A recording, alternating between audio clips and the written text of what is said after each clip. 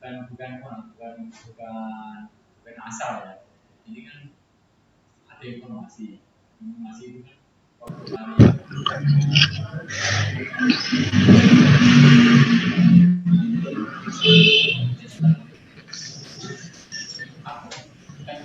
aku lihat itu yang di bawah puting fondasi itu bolong. Berarti itulah bidang motoran di situ di bawah. Ya iya dong, ya kan? Bukan nggak ada, artinya DPT itu nggak ada fungsi. Yang fungsinya berarti fungsinya CKPR-nya, berarti pipanya aja yang fungsi. Padahal pipanya lebar-lebar kan? Nggak apa, soalnya kan kalau DPT paling nggak dia semeter, ya semeter minimal kan ini problem, ya kan? Kalau sekangkar ya lapor kan gitu. Nah ini yang nggak fungsi di situ. Misalkan itu dia ke dalam lagi ganggu tanahnya nggak bisa ke sana. Nah, ini sejarah. Nanti kamu bisa liburkan. Dulu di situ kan jangan kopi. Nah di situ pas jualannya itu ada lembah. Lembah itu kopi itu biasa dipakai kalau dipakai kalau untuk jembatan kopi.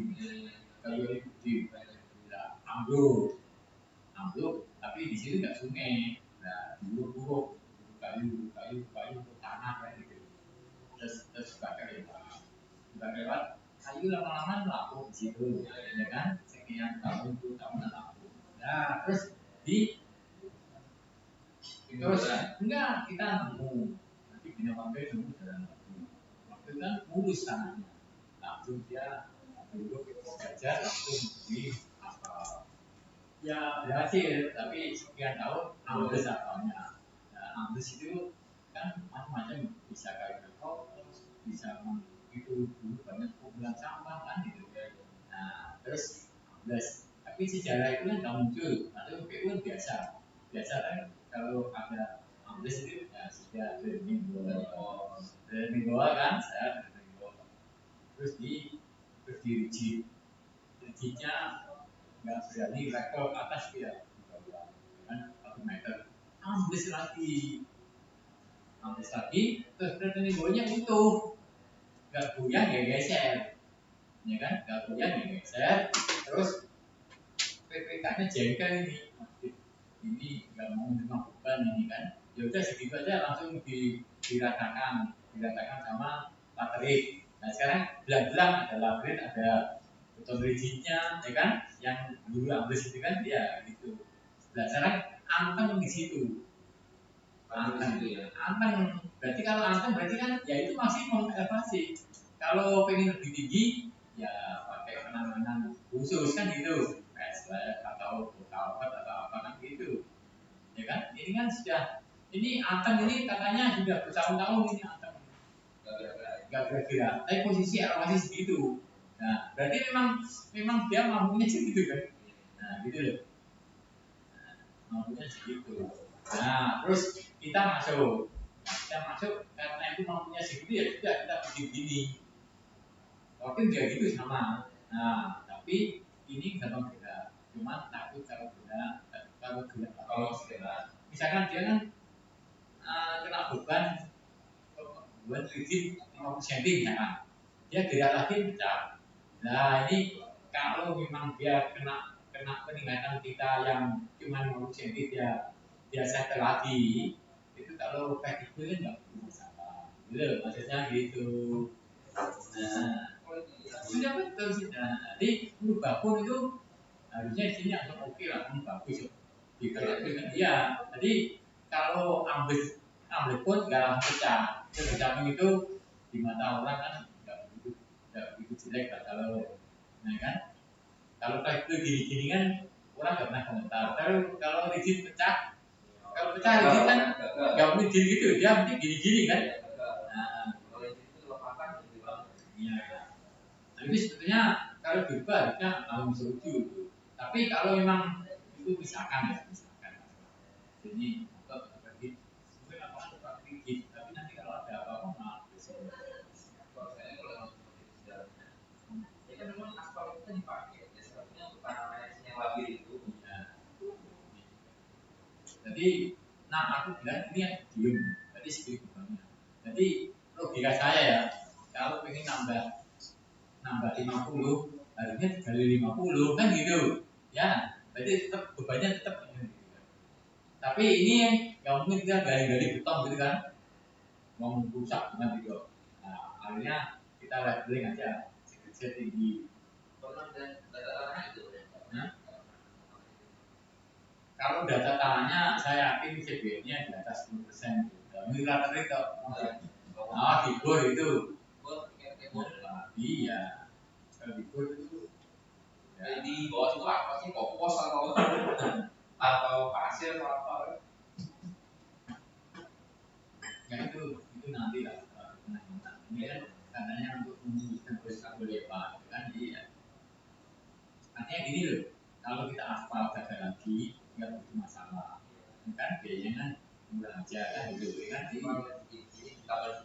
nah kalau rigid kan di tiap orang itu pakai itu dengan gagal gitu loh iya ya orang gagal itu jeleknya apa bisa nanti dia gagal nih iya kan makanya ini bebannya di sana sebenarnya itu kalau diceritakan itu sebenarnya baik-baik aja gitu. Ya, komunikasi aja ya.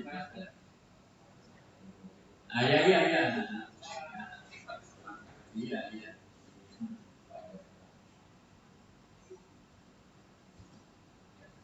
Ini sebenarnya ya ini sebetulnya fisiknya sangat gagal. Yang jelek juga namanya. Nah, terus yang di sini juga sebetulnya juga takut gagal juga mungkin sebagai pendatang, ya kan? Jadi saling mengamankan, artinya bagus, cuman komunikasi yang nggak ada itu masalahnya. Ya, gitu. Nah, tadi bilang yang paling benar kredit perusahaan, tapi yang itu dipikir sudah rasa jadi kan ngomongnya negara juga kan iya tapi makanya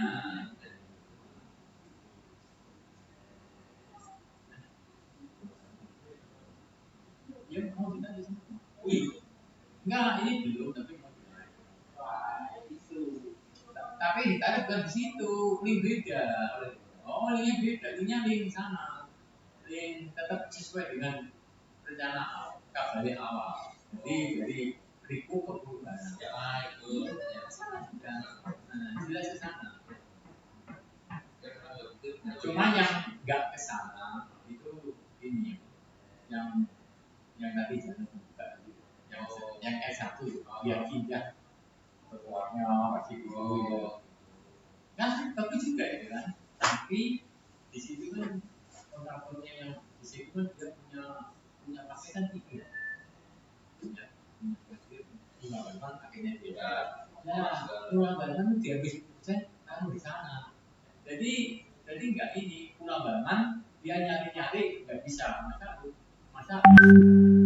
halaman orang mau dilibatkan kan nggak mungkin kan dan mau nggak mau dia tetap di sana jadi di sana tetap ada 3 link sih yang satu sisa dari Purwabarman yang satu luas juga sebenarnya kartu dari kita ini coba kalau dipikir dimin lah tadi Pak bilang kamu saya punya ibu dan ini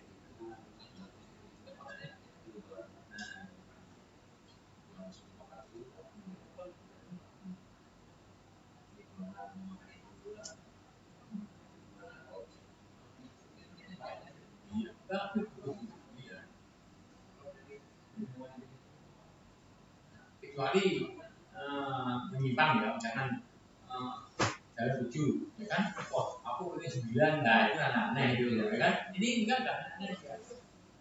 Soalnya yang di lapangan juga takut Jakarta juga ya kan di Solo juga dia punya atasan satu juga kan iya artinya dia buang dana tapi memang ada manfaatnya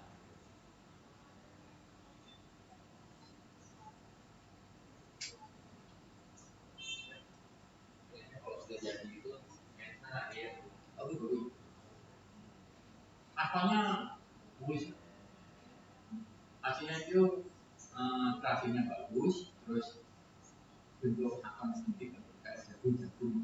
Jadi saya yakin itu apa itu? Kelihatan dong apa segar atau enggak?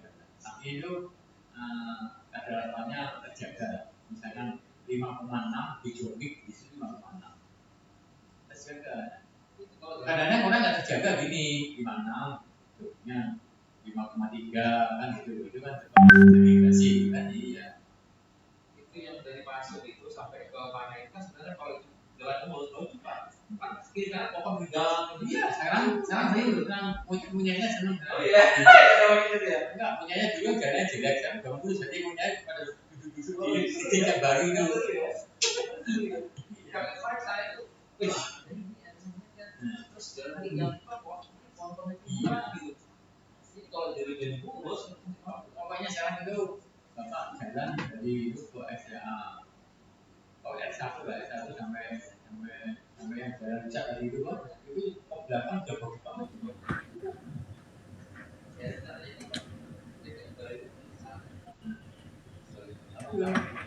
Di punya kan ada 2 tempat itu. Oke, baik, selamat pagi Bapak dan Ibu yang saya hormati. Ya, kita melanjutkan kuliah metodologi penelitian dan kaidah keilmuan. Nah, hari ini bahasan yang saya siapkan mengenai bagaimana kita menulis proposal riset, ya. Jadi kalau minggu lalu telah kita bahas bagaimana kita seharusnya melakukan literatur review dan dari literatur review itu harusnya membawa kita untuk memiliki informasi yang cukup yang mendukung kita untuk kemudian menuliskan sebuah proposal riset, ya. Nah, kalau hari ini kita lebih ke bagaimana teknis menulis proposal riset itu sendiri, ya. Jadi sebenarnya mungkin menulis sebuah riset proposal itu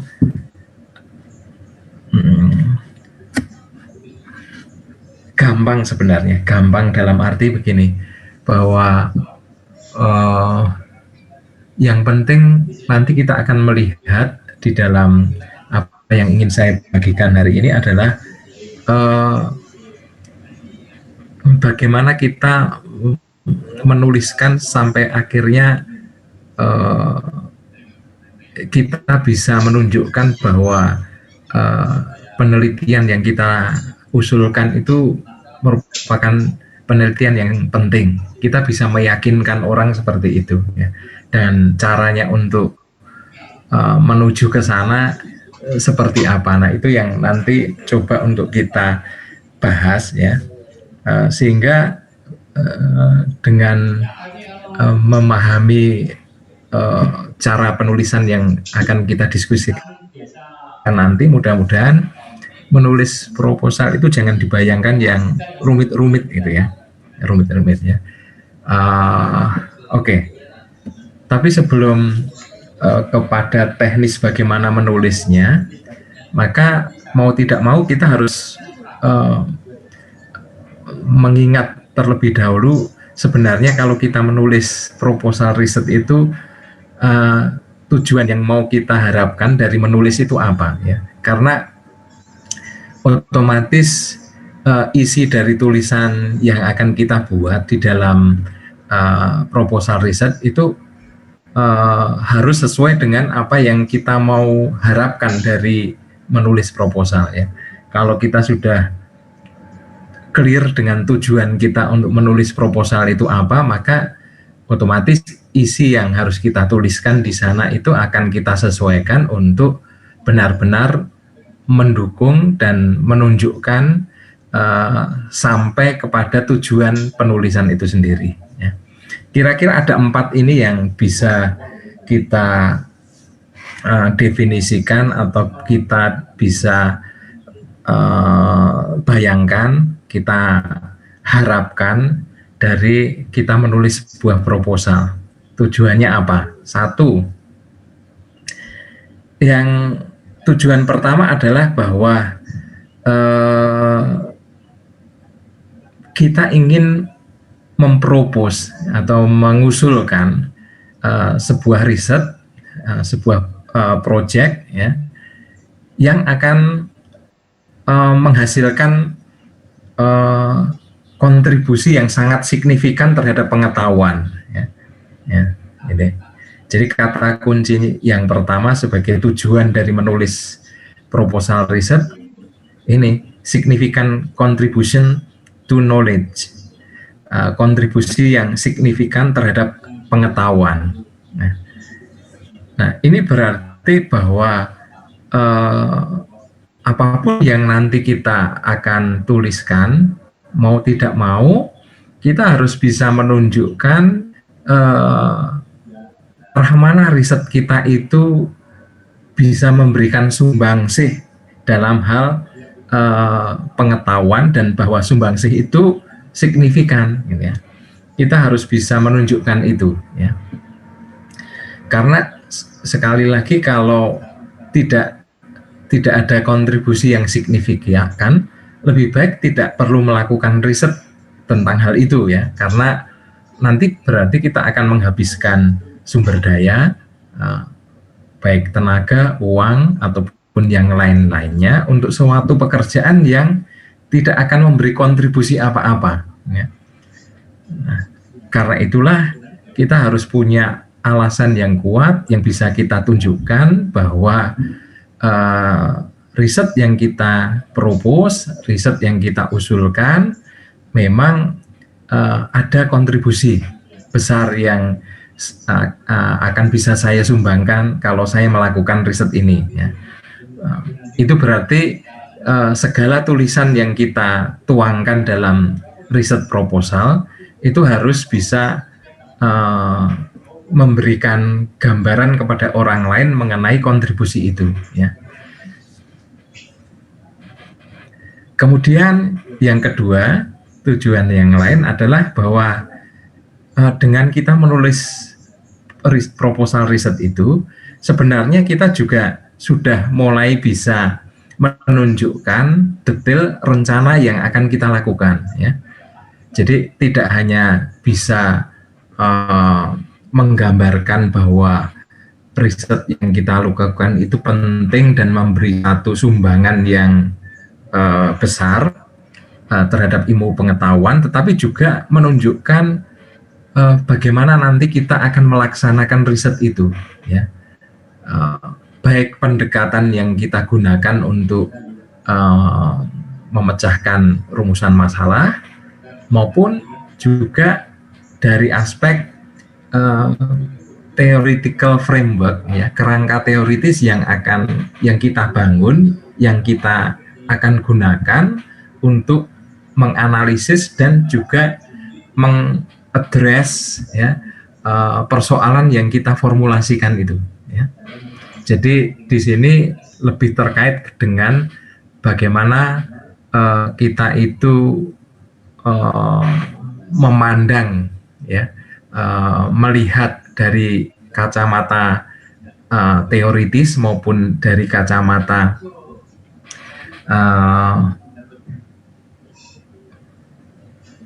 metodologi tentang bagaimana kita akan melaksanakan riset itu secara tuntas, ya. Kemudian yang ketiga, kita juga harus dengan kita menuliskan riset proposal itu sebenarnya kita akan juga bisa mengukur, ya, apakah riset yang kita usulkan itu memang dapat terlaksana atau tidak, ya. Ditinjau dari waktu, waktunya memungkinkan atau tidak. Kemudian juga ditinjau dari sumber daya, ya. Apakah peralatan atau data ataupun segala sesuatu yang lain yang diperlukan untuk melaksanakan riset itu bisa tersedia, ya.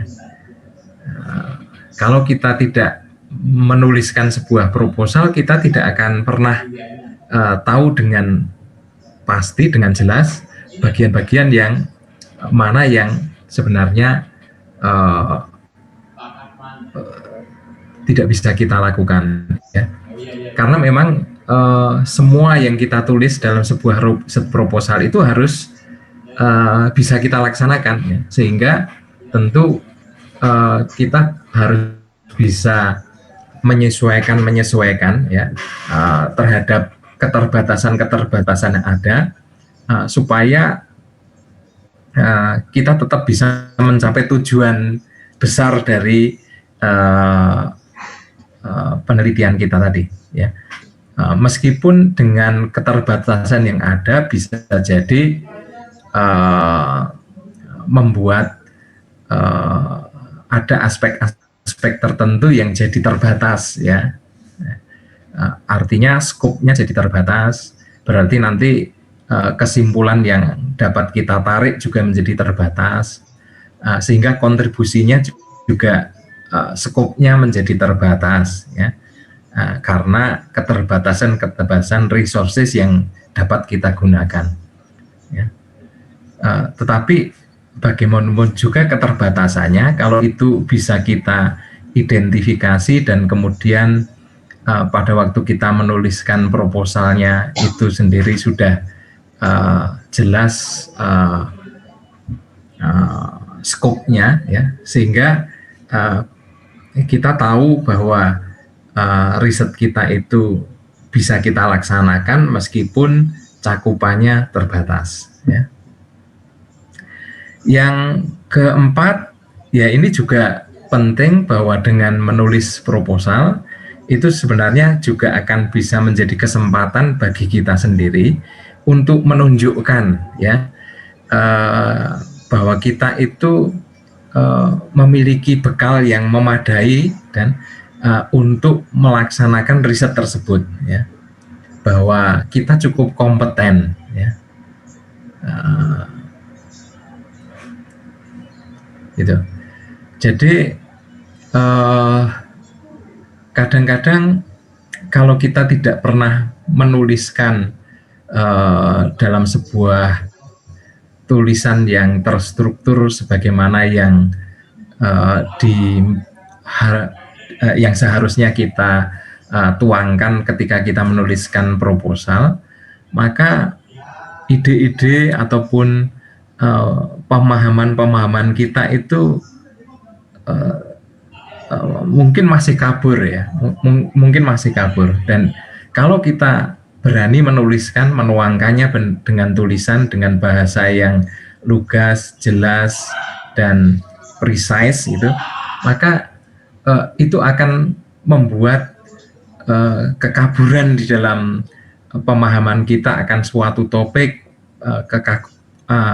atau pemahaman yang masih samar-samar terhadap topik tersebut menjadi lebih digenahke, itu apa artinya, ya, diperjelas, ya, diklarifikasi, ya. Nah, itulah pentingnya kita menulis proposal, antara lain keempat ini, ya. Nah, mengingat ada 4 poin yang perlu untuk menjadi pokok-pokok yang harus kita tunjukkan ketika kita menulis sebuah proposal, maka selanjutnya bagaimana kita menuliskannya, gitu, ya. Nah, ketika kita bicara mengenai bagaimana kita harus menuliskannya, maka sebenarnya skill yang kita perlukan untuk bisa menuliskannya itu seperti apa, toh, ya. Nah, jadi kalau tadi kita bicara mengenai maksud dari kita menulis sebuah proposal, ternyata ada beberapa poin-poin tadi yang harus kita tunjukkan. Maka untuk bisa menunjukkan seperti itu dalam sebuah tulisan proposal riset, kita perlu skill apa, ya? Kita perlu skill apa, ya? Nah, Pertama ada bahwa kita itu sendiri familiar dan memang tahu dengan subjek yang mau kita tulis itu, ya. Bukan hanya mengenai topiknya, tetapi juga terkait dengan skill yang relevan untuk melaksanakan riset terkait topik tersebut, ya. Jadi ada knowledge dan juga skill, ya. Jadi dengan kita menulis proposal itu kan menjadi kesempatan bagi kita untuk menunjukkan bahwa kita memang punya pengetahuan terhadap subjek yang akan kita jadi yang terkait dengan riset kita familiar dengan itu bukan sesuatu yang asing, ya. Itu sesuatu yang kita kuasai, itu sesuatu yang di mana kita memang punya expertise di situ, gitu ya. Bahkan tidak hanya expertise dari maksudnya expertise ini juga menyangkut juga skill-skill yang diperlukan, skill untuk menganalisis dengan misalkan statistikal tertentu, ya, atau dengan software tertentu dan lain-lain, ya, yang relevan, ya. Nah, berarti kalau kita bisa mengidentifikasi dalam subjek yang mau kita ambil sebagai proyek untuk riset, kira-kira kita sendiri perlu untuk mengupgrade dari aspek pengetahuan ataupun skill yang seperti apa yang kira-kira dibutuhkan untuk itu. Nah, itu bisa kita evaluasi secara sendiri, ya, supaya dengan demikian nanti kita bisa menunjukkan bahwa skill dan pengetahuan yang dibutuhkan untuk melaksanakan riset itu ternyata saya sudah cukup memadai, ya. Dan memadainya itu kemudian bisa kita tunjukkan melalui kita menuliskan dalam bentuk proposal, ya. Jadi ukurannya itu saja. Jadi ukuran untuk menunjukkan bahwa kita sudah punya bekal yang cukup atau enggak, kita masih perlu belajar sesuatu yang perlu kita tambahkan lagi atau tidak, itu tergantung dari atau bisa ditunjukkan dari bagaimana kita menuliskan semua yang kita ketahui dan semua skill yang dibutuhkan dalam bentuk tulisan proposal itu, ya. Kemudian kebutuhan yang lain adalah critical thinking skills, ya. Kemampuan untuk berpikir secara kritis. Karena apa? Sebagaimana yang kemarin kita tunjukkan ketika kita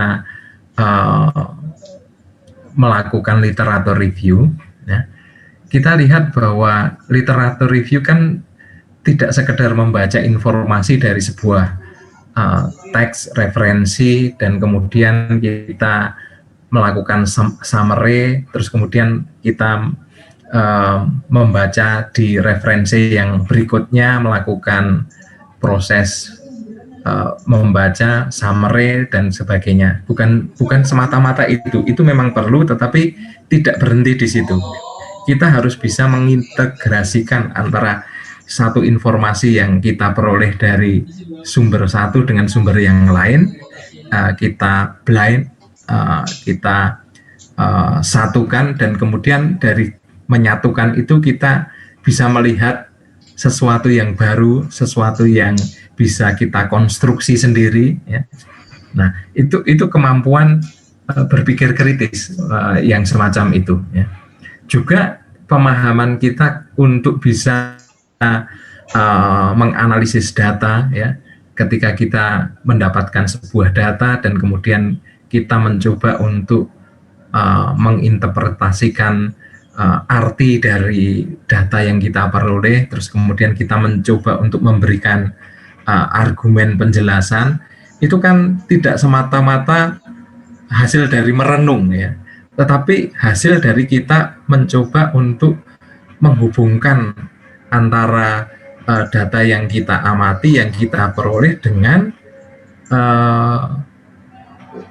pengetahuan yang sebelumnya sudah kita dapatkan dari literatur yang lain dan sebagainya, sehingga kita bisa membuat interpretasi yang solid ya, bukan sesuatu yang kita interpretasikan dari hasil merenung ya, bukan ya.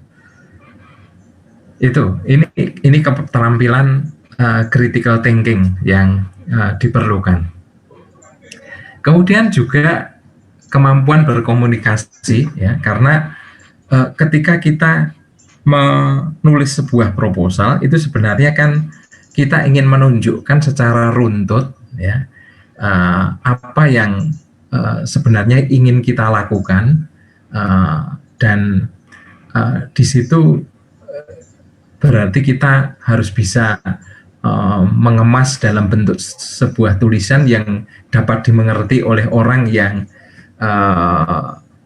kepadanya kita mengusulkan ya.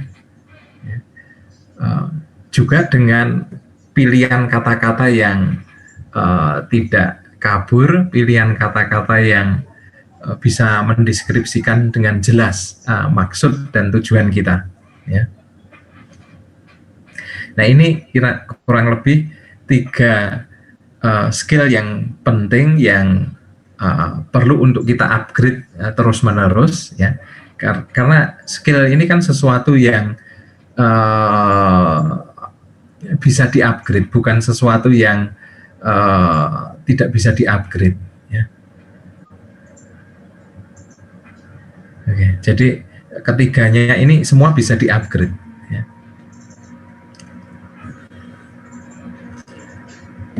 Nah, sekarang kita tiba saatnya pada bagaimana isi dari sebuah proposal yang harus kita tulis. Biasanya kita bagi menjadi 3 hal ini ya. Kita ada bab introduction, ada bab literatur review, ada bab rencana penelitian ya, atau biasanya ada bab studi plan. Ini bisa diartikan sebagai metodologinya, tapi sebenarnya yang dimaksud studi plan ini lebih luas dari sekedar metodologinya ya. Oke, nah sebenarnya yang saya ingin hari ini itu lebih kita dalami itu bagian introduction ya. Bagaimana kita menuliskan bagian ini ya.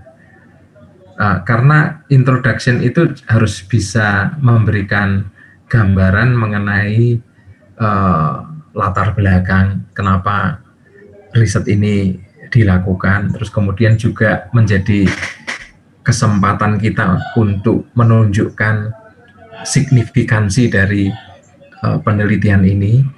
Terus kita juga bisa menunjukkan adanya gap, yang dari gap itu kita bisa membangun satu usulan penelitian untuk mengklaim ya, kontribusi baru yang akan kita garap ya. Nah, itu kira-kira bagian introduction. Nah, karena itu kita akan langsung masuk ke menulis bagian introduction. Nah, introduction itu biasanya ada poin background yang harus kita kemukakan di sana. Nah, pada waktu kita harus menuliskan background, kira-kira yang kita pikirkan, yang kita bayangkan, itu poin-poin yang mau kita tulis dalam background itu apa saja ya.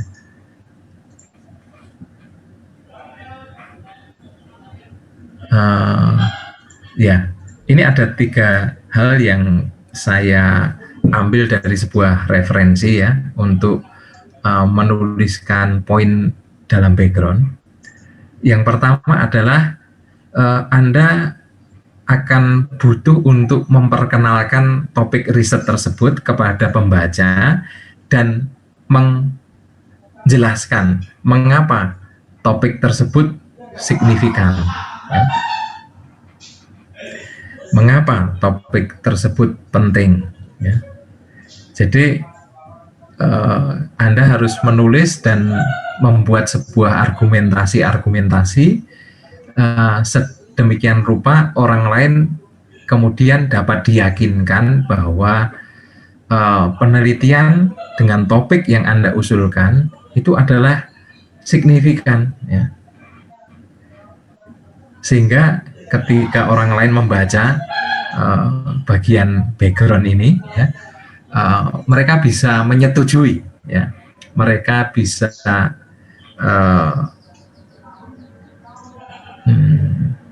menerima argumentasi Anda dan sepakat bahwa memang itu penting, ya. Nah, cara untuk menuliskan supaya kita bisa memperkenalkan topik kita dan kemudian membuat topik yang kita mau riset itu disetujui oleh orang lain, kita bisa meyakinkan orang lain, maka pada waktu kita menulis ada baiknya yang kita bayangkan sebagai pembaca atas tulisan kita nanti adalah orang-orang yang sebenarnya kurang paham terhadap topik yang kita usulkan, ya. Bukan orang yang kita anggap mengerti tentang topik itu, ya.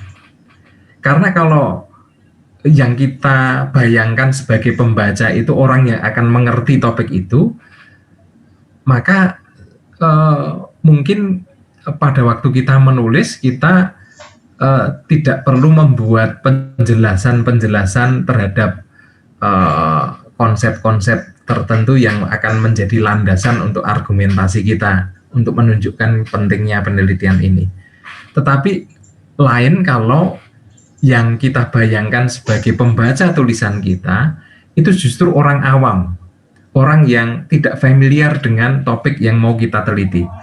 Anggap Anda adalah justru orang yang expert dalam hal topik itu. Sehingga ketika Anda mulai menuliskan, maka Anda kan harus mencoba untuk memperkenalkan topik itu bagi orang-orang yang seolah-olah memang tidak tahu, ya. Berarti Anda harus memasukkan konsep-konsep yang pendekatan-pendekatan, teori-teori yang relevan yang Anda jadikan sebagai dasar-dasar untuk berargumen sampai akhirnya Anda menunjukkan bahwa riset ini penting, gitu. Nah, jadi tulisan yang dibuat adalah tulisan yang memberikan background informasi seolah-olah pembacanya itu memang tidak tahu apa-apa, ya. Itu. Nah, karena saya juga selama ini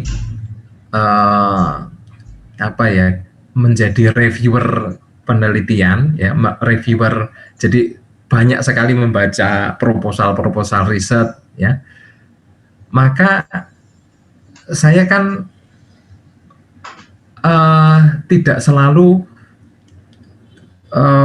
bidang yang saya harus review itu sipil, ya.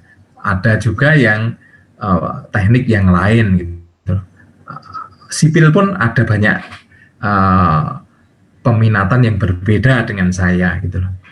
Nah, saya bisa dengan mudah mengidentifikasi apakah penulis proposal ini berusaha menjelaskan proposalnya ketika menguraikan pada bagian introduction, terutama latar belakang, mempertimbangkan apakah pembacanya itu orang yang sudah dianggap tahu atau sebenarnya orang yang tidak dianggap tahu ya. Nah, kalau dia menganggap tahu itu biasanya saya kesulitan untuk bisa memahami apa gitu. Karena tiba-tiba muncul sebuah istilah konsep yang itu asing bagi saya ya. Sehingga saya tidak bisa mengikuti alur tulisannya itu kayak apa gitu. Tapi kalau ada orang yang menulis dengan mengasumsikan bahwa reviewernya itu bukan reviewer yang sebidang, yang sudah mengerti tentang topik itu, maka biasanya tulisannya itu enak dibaca ya, karena dia menuliskannya runtut dan menjelaskan seolah-olah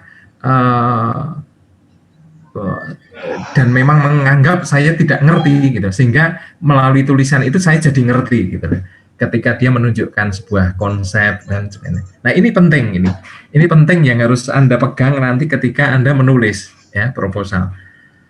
Anggap bahwa yang akan membaca itu memang tidak expert ya, sehingga ketika Anda mulai menulis background, memperkenalkan topik itu dan sebagainya, memang harus dijelaskan ya, dijelaskan kalau ada definisi, kalau ada konsep-konsep tertentu dan sebagainya, ya harus agak diperjelas ya.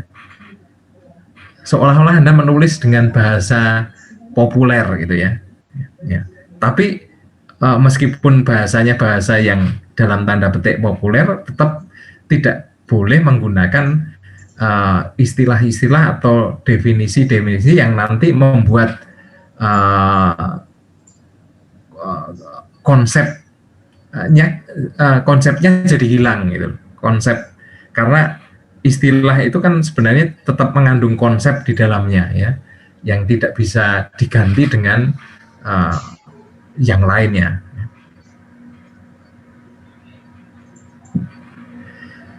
Terus kita juga perlu pada waktu kita menulis ya, itu memperkenalkan bagaimana topik itu berkembang dari sebelum-sebelumnya orang meneliti seperti ini, terus kemudian perubahan-perubahannya dan sekarang trennya kemana. Nah, gitu. Nah, itu perlu untuk ditunjukkan evolusinya ya.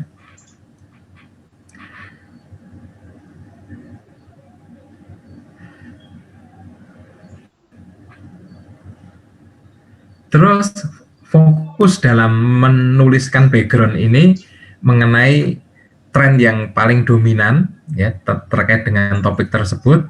Terus studi-studi yang kita anggap sebagai landmark ya.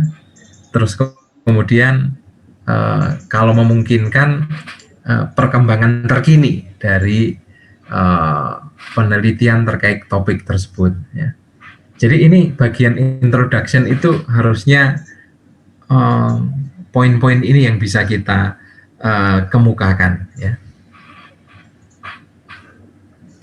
Terus, nah tadi kita juga harus bisa menunjukkan bahwa ada nilai signifikan tertentu yang harus kita bisa paparkan ya, bisa kita expose kepada orang lain ya.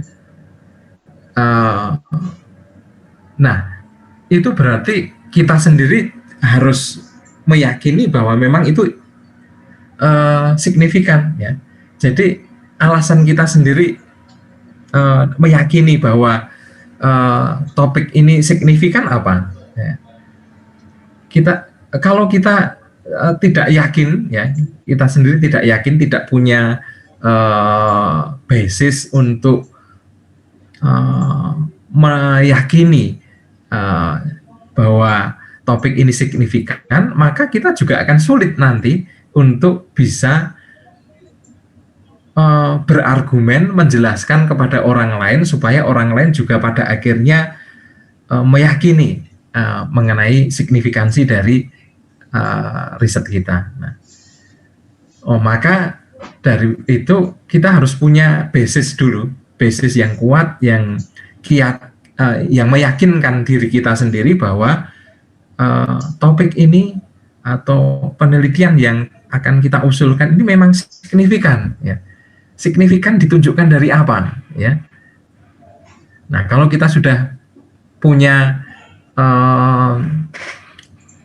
keyakinan itu, maka untuk menarik orang lain untuk kemudian kita berargumen supaya orang lain akhirnya juga mempercayai dengan signifikansi itu, ya akan lebih mudah, ya. Terus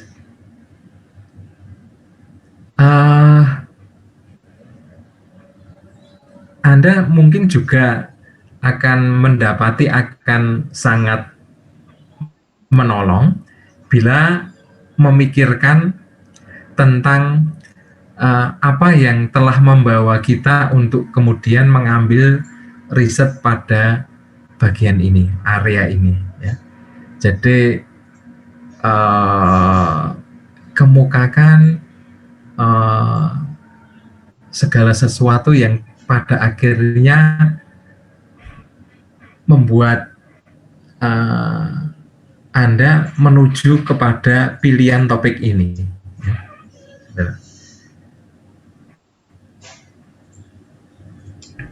Terus juga mungkin Anda bisa mengidentifikasi dan mempertimbangkan bagaimana orang-orang lain, para scholar, para ahli, para expert di bidang itu mendiskusikan, ya, mendiskusikan tentang topik itu, ya. Ya, tentu bagaimana mendiskusikan itu bisa kita lihat dari bagaimana orang lain meneliti tentang itu dan sebagainya, ya. Terus kemudian coba kita bandingkan, ya, apakah pemahaman mereka mengenai signifikansi dari topik ini mirip atau berbeda dengan yang Anda pahami mengenai signifikansinya.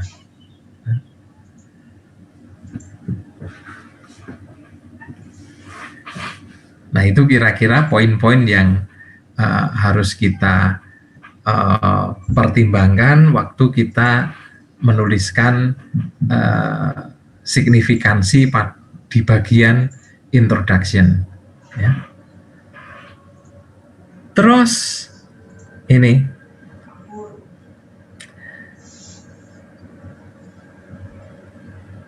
dari mengidentifikasi adanya gap, kemudian kita mengkonstruksi adanya problem, ya, problem yang nanti kita rumuskan sebagai masalah penelitian.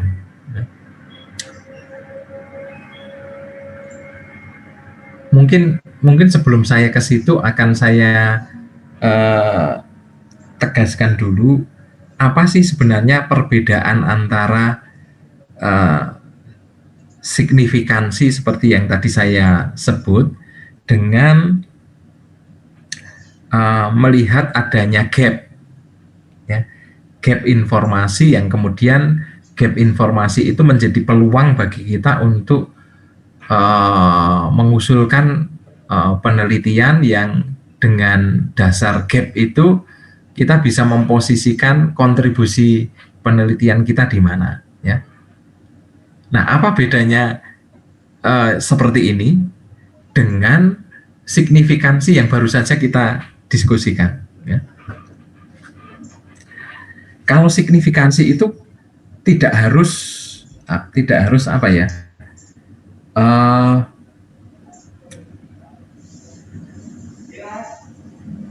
tidak harus dibangun dari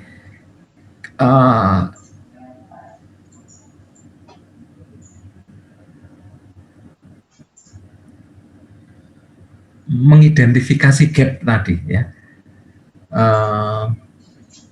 Maksudnya begini,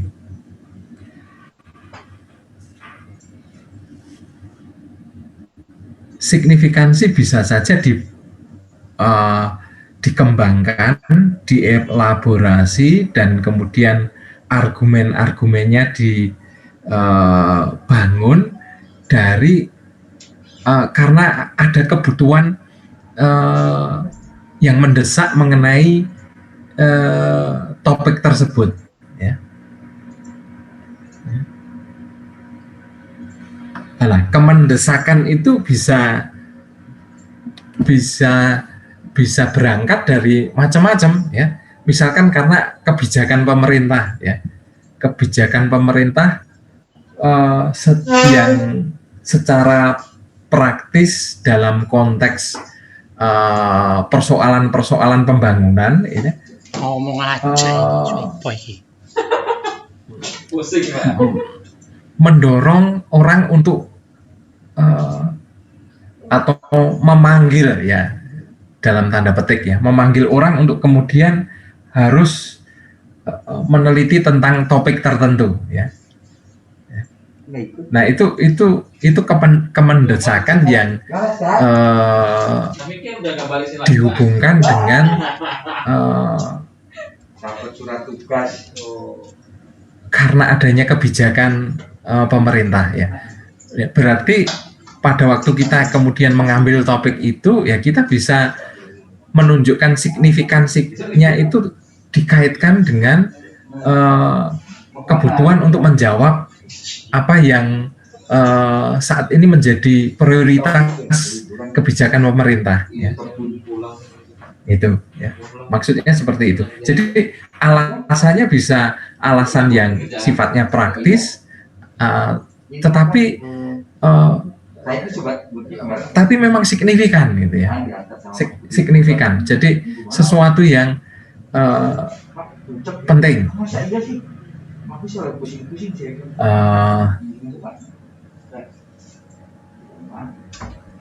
Begitu, ya.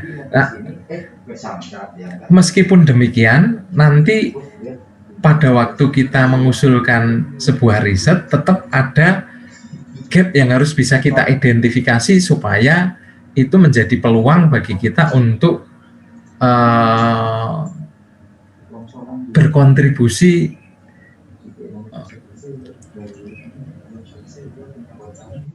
secara esensial, menambahkan pengetahuan baru, ya, itu. Nanti mungkin akan lebih jelasnya nanti di bagian akhir akan saya tunjukkan contohnya, ya, nanti.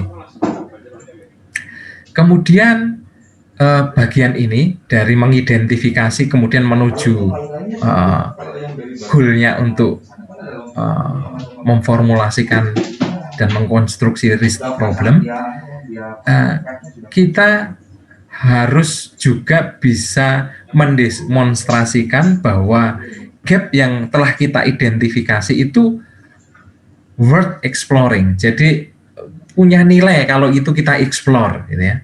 Jadi bukan semata-mata sekedar ada gap seperti ini, tetapi kalau tidak worth, ya, tidak bernilai untuk dieksplorasi, ya ngapain dieksplorasi, ya. Nah, itu. Kemudian ini berarti kita juga perlu untuk memiliki pemahaman mengenai pertanyaan-pertanyaan kunci, problem-problem kunci juga, dan pengembangan dari bidang yang terkait dengan pilihan riset kita tadi, ya.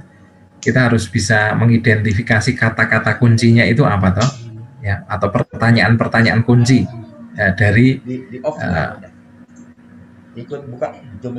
kemudian kita juga harus bisa mengidentifikasi bahwa gap yang signifikan tersebut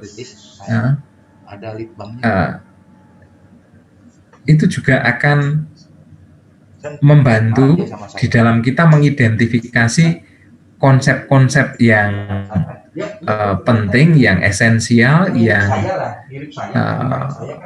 kita perlukan, ya, untuk mengadres, ya, dan relationship-nya, ya. Jadi ini sebenarnya bisa digabung jadi satu ya. Konsep dan relationship itu akhirnya menjadi basis untuk kita membangun kerangka teoritis ya, dan juga kerangka analisis untuk mengadres, untuk menjawab masalah penelitian ya.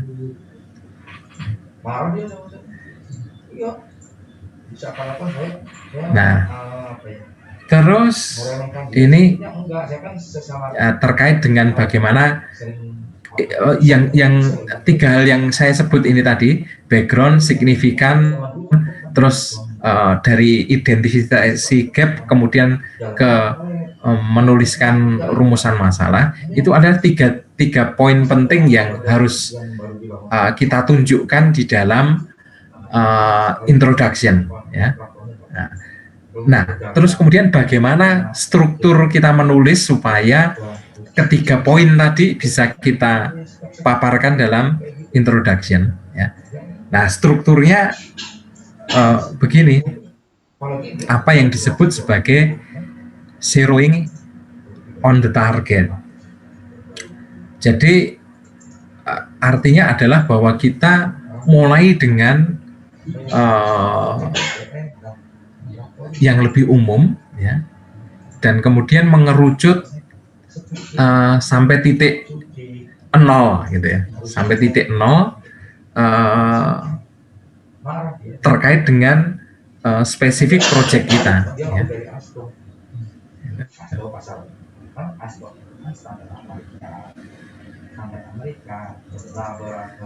Oke, ini contoh ya, contoh.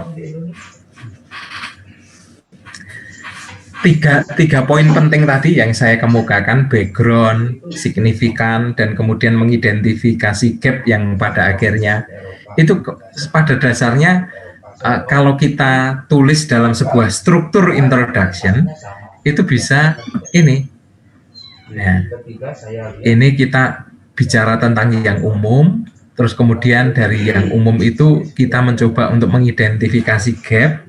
Dari gap itu kemudian kita tunjukkan signifikansinya apa ya, terus kemudian implikasi dari gap itu, terus kemudian puncaknya adalah ini, menuliskan rumusan masalah. Nah, memang ini hanya saran ya, tidak selalu persis kayak seperti ini ya. Nah, saran ini coba kita lihat di sini, contohnya yang sebelah kiri.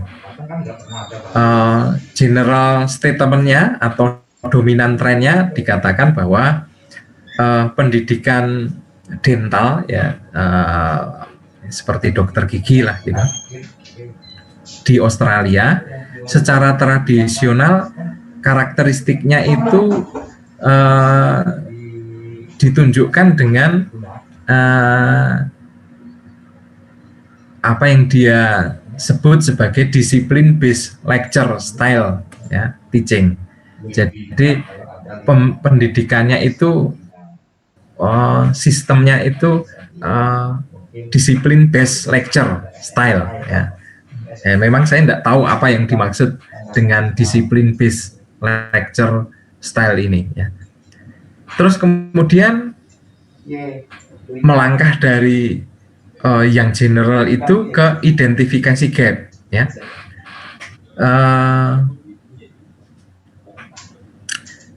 Dengan berkembangnya profesi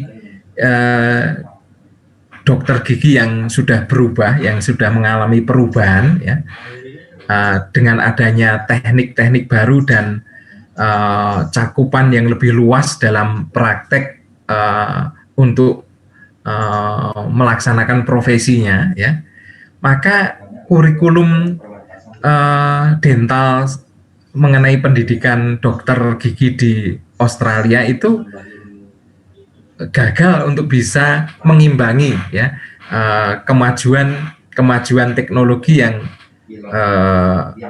sudah banyak diterapkan di lapangan gitu ya. Itu gapnya. Karena apa? Karena itu tadi sistemnya masih menggunakan disiplin based lecture style, sementara perkembangan di lapangan di dalam profesi pendidikan dalam profesi dokter gigi itu sudah masuk teknik-teknik baru yang cakupannya jauh lebih luas dari apa yang selama ini diajarkan di sekolah, ya. Sehingga sekolah itu seperti ketinggalan, tidak mampu untuk mengejar. Nah, kemudian itu gapnya yang diidentifikasi. Terus kemudian signifikansinya apa?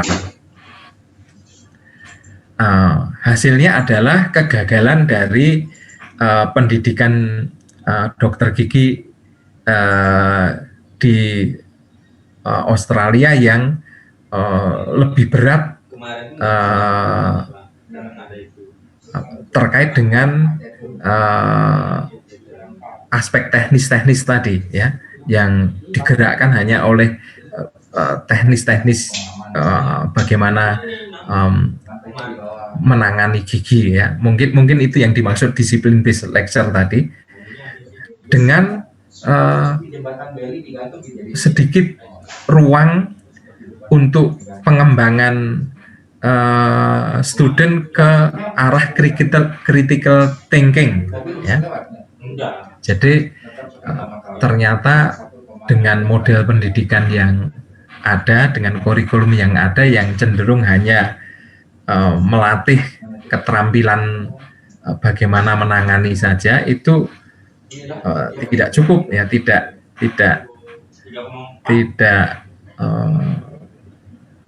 memadai, karena tidak ada ruang untuk mahasiswa bisa mengembangkan critical thinking dalam hal clinician, ya.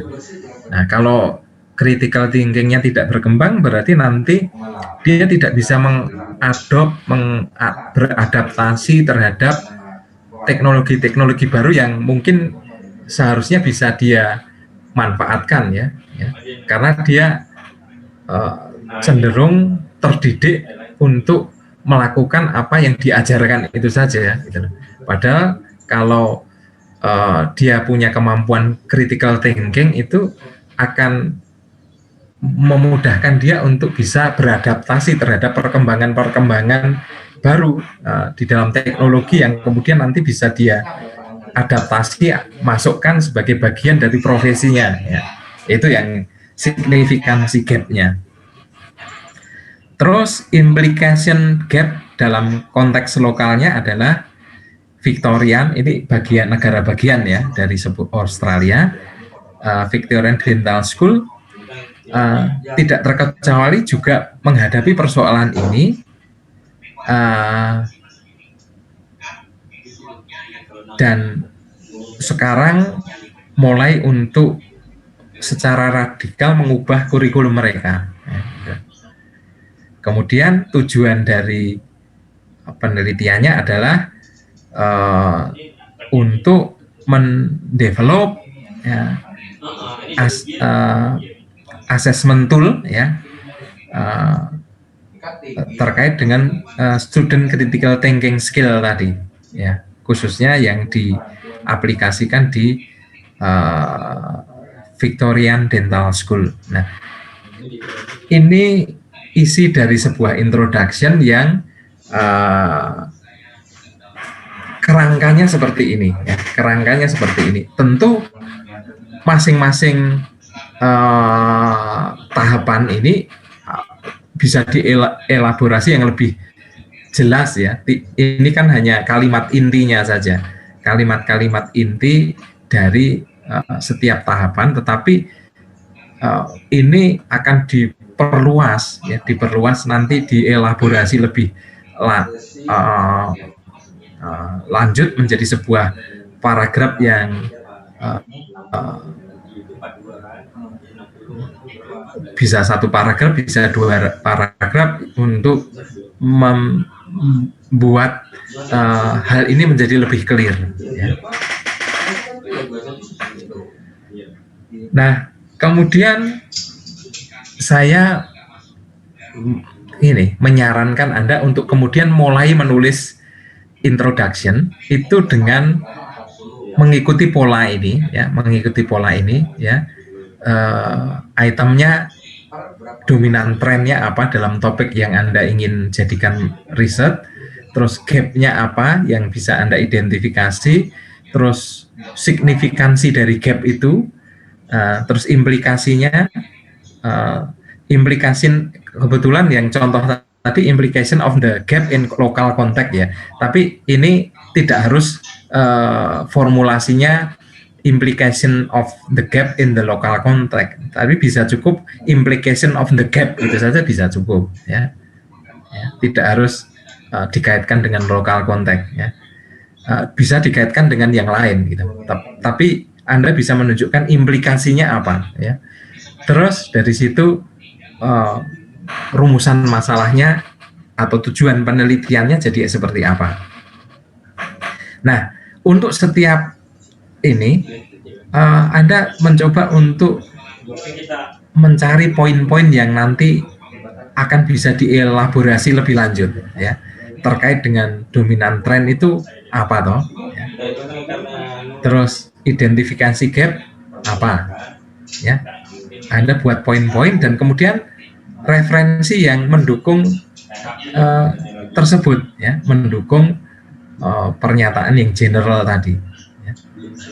Terus mengidentifikasi gap ya, dan seterusnya. Nah, kalau Anda bisa membuat kerangka seperti ini, nanti kan akan lebih mudah untuk menuliskan proposal ya, meskipun ini baru bagian introduction ya. Pak, di mana? Kan jumpa itu Pak Dodi sana. Lagi di PJM bahasa Pak Ibnu. Terus siapa lagi di situ? Ini sekarang bukan. Nah, tapi ini sebentar.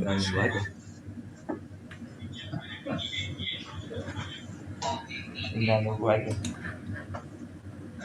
Kan itu nanti sampai sore tuh bahas spek. Materinya aja belum kita baca. Ya, tadi yang saya sampaikan tidak harus seperti itu ya, maksud saya. Tapi itu bisa menolong kalau kita ikuti ya. Memang tidak harus seperti itu. Nah, sekarang saya ingin menunjukkan contoh lain, sebuah tulisan dari sebuah proposal ya. Apakah menurut Anda ya, tulisan di dalam introduction ini sudah bisa menunjukkan argumen yang jelas mengenai apa yang sebenarnya dianggap signifikan dari pengusul ini ya.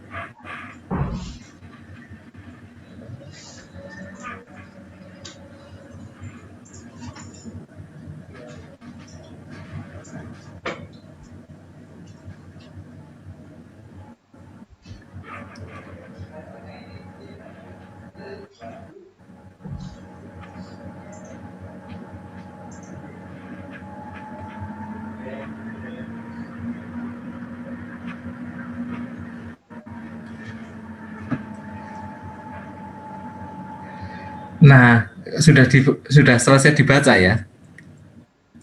Sampun bro, secara cermat Nah. skimming cepatnya sudah.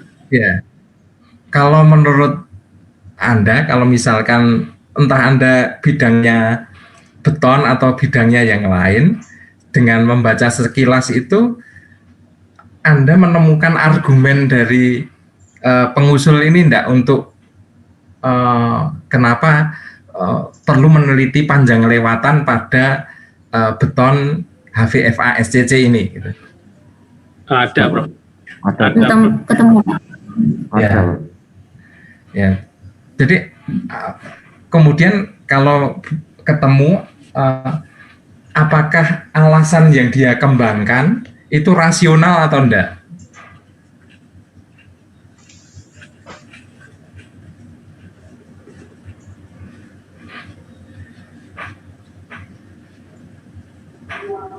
Saya kok agak anu ya Prof, menemukan agak napa nggih?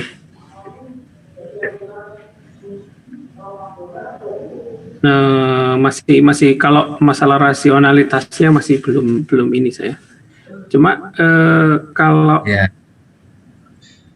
mungkin maksudnya dia ingin mengkomparasi ya Prof, mungkin maksudnya Prof, antara yang konvensional dengan mungkin ini coba yang di highlight ini.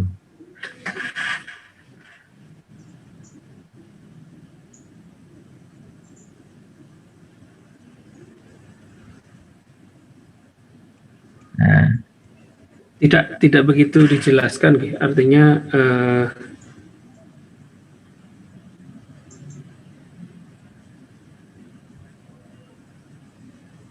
oh ya, karena memang ini di bagian pendahuluan ya. Nanti misalkan begini, kalau ini kan nanti lebih ringkasan ini kalau ringkasan betul aja belum dijelaskan ya.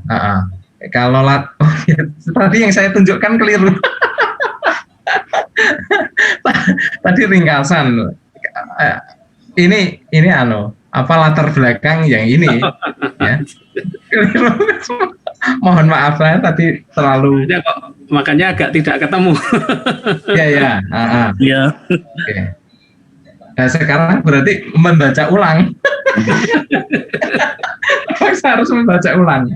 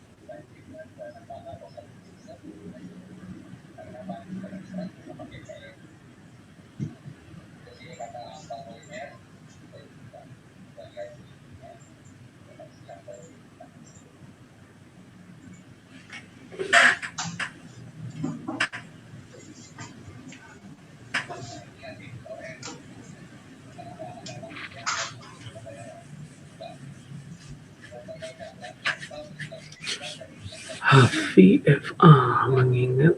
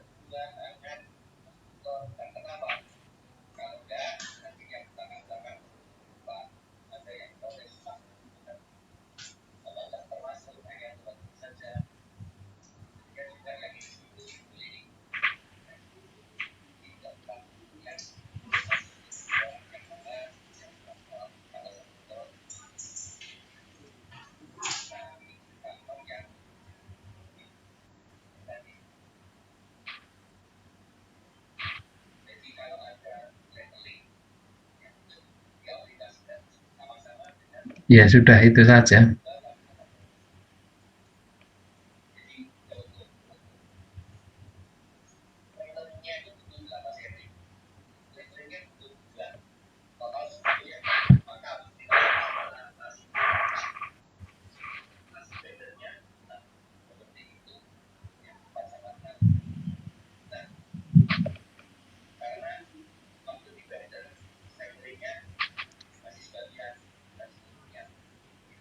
Ya nanti memang harus lebih ke pustakanya ini supaya lebih jelas anunya, detail-detailnya.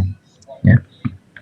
Jadi artinya kalau melihat ininya kan sebenarnya mungkin dia menemukan ada sesuatu dalam hal ini gapnya mungkin di kuat lekatan ya Prof ya.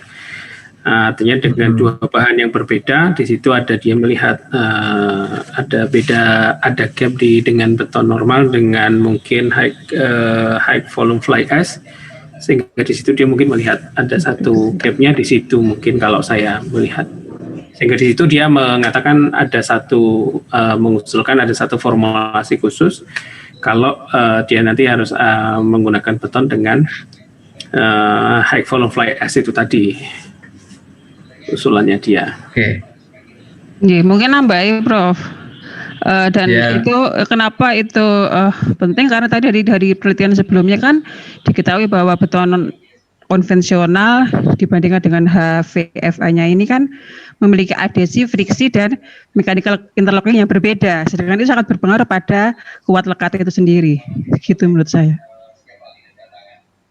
Oh ya. Ya jadi artinya ketika kembali ke ini tadi, ke mana tadi? Sebentar.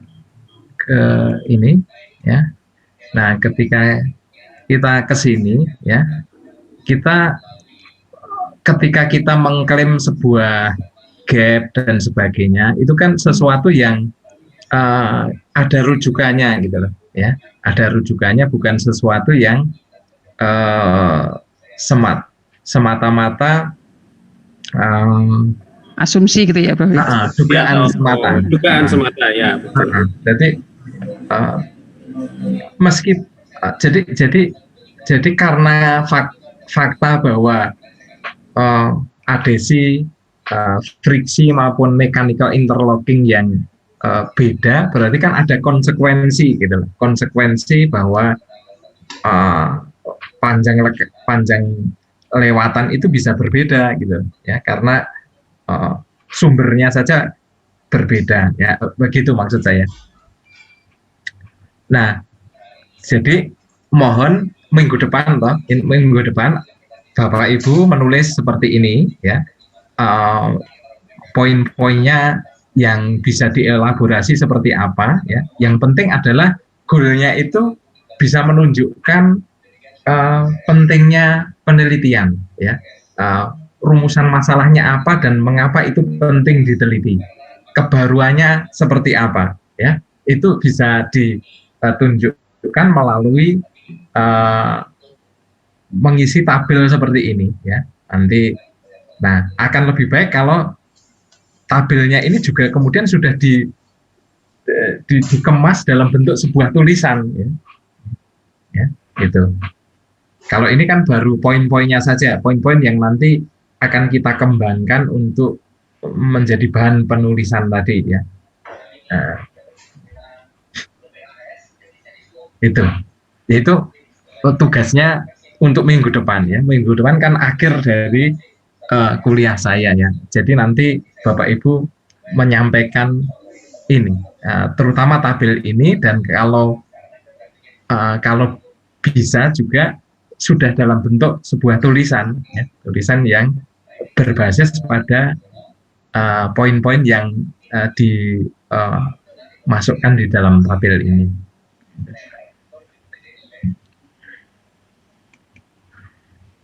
Itu yang kita sampaikan hari ini.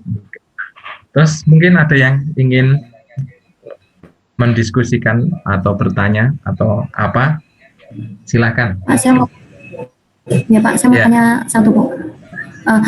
Jika kita membuat paper itu kan ada namanya mekanisme sitasi. Ketika posisinya sitasinya itu ternyata literasinya itu mensitasi di dalamnya sitasi. Artinya ketika kita mensitasi di salah satu misalkan paper A tersebut statementnya itu ternyata dia juga hasil sitasi dari paper B, misalkan seperti itu. Kemudian ketika kita mencari paper B tersebut, artinya rujukan aslinya itu ternyata tidak bertemu atau tidak ketemu, atau mungkin didapatkan dengan cara berbayar atau bagaimana. Nah, itu baiknya seperti apa ya, Pak ya, untuk menuliskan di sitasinya? Ya memang sebenarnya kan yang disarankan itu sitasi sumber primer ya, artinya bukan sitasi yang disitasi dari sitasi orang gitu loh. Jadi kalau dalam kasus tadi memang sumber primernya kan berarti referensi B ya, bukan referensi A. Nah, kita kan juga bisa mencoba untuk mencari sumber primer yang lain selain B gitu loh, yang mungkin punya klaim yang sama, punya pendapat yang sama gitu ya. Jadi misalkan kita sudah tahu pendapatnya B yang mau kita jadikan sebagai rujukan, tetapi kita tidak ketemu dengan sumber primer B itu sendiri. Nah, kita coba untuk mencari pendapat yang serupa yang sebagaimana dikemukakan B, tapi kemudian mungkin ada di literatur yang lain gitu. Jadi kan biasanya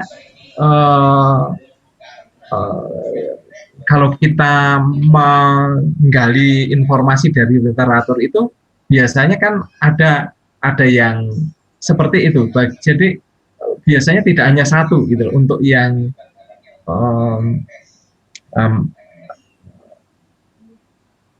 ngerti ya maksud saya? Paham, Pak. Ini pemisalan, Pak. Misalkan kayak kemarin saya ketika misalkan yang pemodelan masonry atau infill frame itu, ketika misalkan saya memodelkan menggunakan single strut atau double strut, itu kan sebenarnya segala sesuatu paper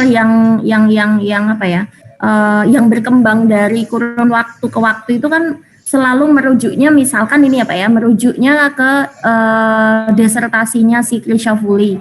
Nah, kebetulan kemarin saya dapat disertasinya Krishavuli gitu kan. Artinya kan semua kan menengok kepada usulan atau formulasi yang dikemukakan oleh si Krishavuli. Nah, ini in case kedepannya ketika saya membuat disertasi itu ternyata saya tidak menemukan itu. Jadi kan semua paper itu merujuk di ketika saya mencoba mencari, ternyata merujuknya ke disertasi tersebut. Ternyata saya cari di disertasi di Google atau dicari dimanapun disertasi tersebut tidak dapat gitu loh, Pak. Nah, itu seperti apa?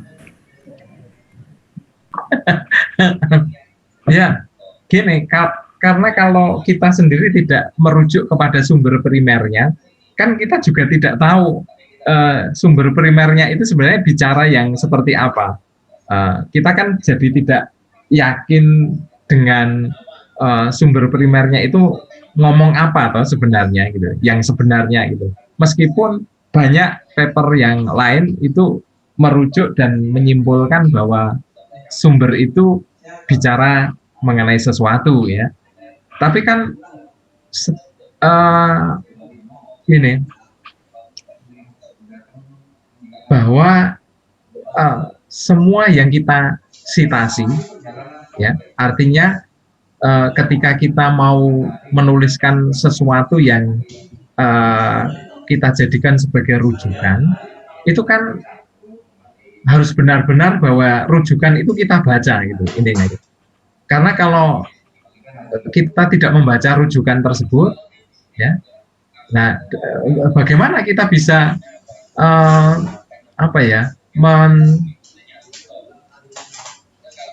mempertanggungjawabkan tulisan kita yang merujuk kepada itu gitu. Iya Pak.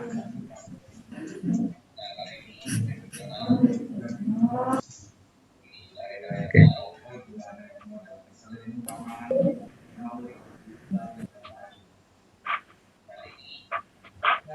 Oke, yang lain? Iya, Prof. Kalau saya mau menanyakan tentang tugasnya ini, Prof. Ini sudah harus sesuai dengan topik disertasi kita, ataukah boleh yang lain? Yang penting bisa menggambarkan urutan yang penjelasan jelaskan tadi. Ya, sebaiknya yang sudah rencana disertasi kita, supaya kita tidak buang-buang waktu. Supaya kita dipaksa untuk segera fokus gitu. Iya, Bro. Meskipun apa yang kita buat pun nanti bisa saja akan mengarah kepada yang berubah lagi, tapi kan lebih baik diusahakan sekarang untuk Iya, Bro.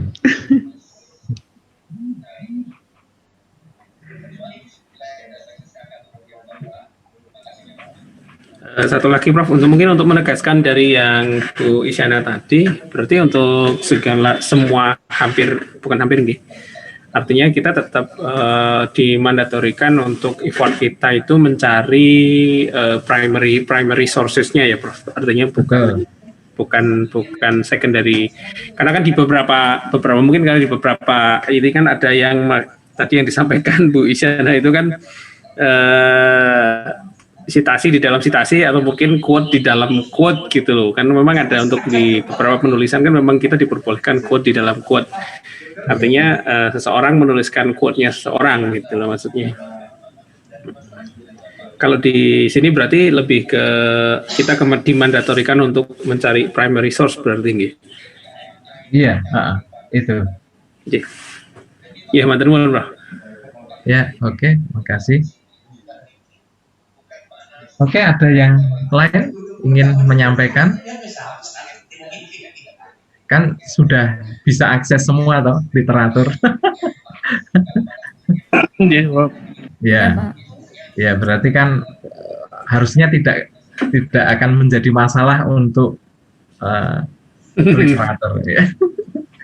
Kalau bukanya sudah Prof, nah, nanti terus tinggal bingungnya Prof, karena kayak masuk rumah makan apa adanya itu semuanya ada semua, jadi malah bingung Prof. Oke.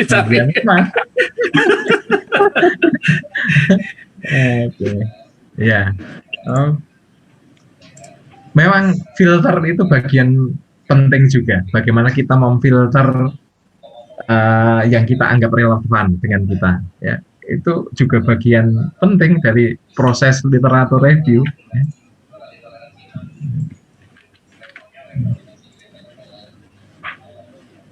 Oke, kalau begitu kita tutup ya untuk kuliah hari ini. Sampai ketemu minggu depan dan silahkan dipersiapkan, nanti masing-masing bisa mempresentasikan, gitu ya. Gantian saya yang mendengar.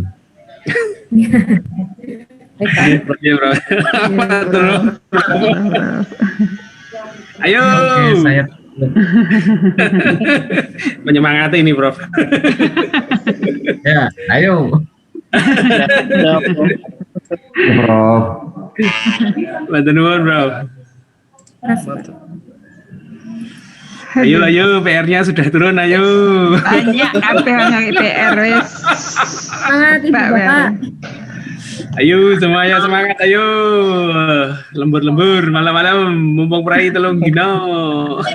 Terus dolannya kapan? Ala Bu Erna tiap hari dolan kok kuwi. Aduh, gawean ya Pak, ya ora dolan ya Pak. Bu Erna tiap hari dolan yo, isine kenaran terus kira ngajak-ngajak ya Bu Erna. Aduh. Oke Bu. Monggo lagi bisa disambung di apa? Oke, nggih. Saya juga izin dulu nggih, matur suwun. Assalamualaikum. Waalaikumsalam warahmatullahi wabarakatuh.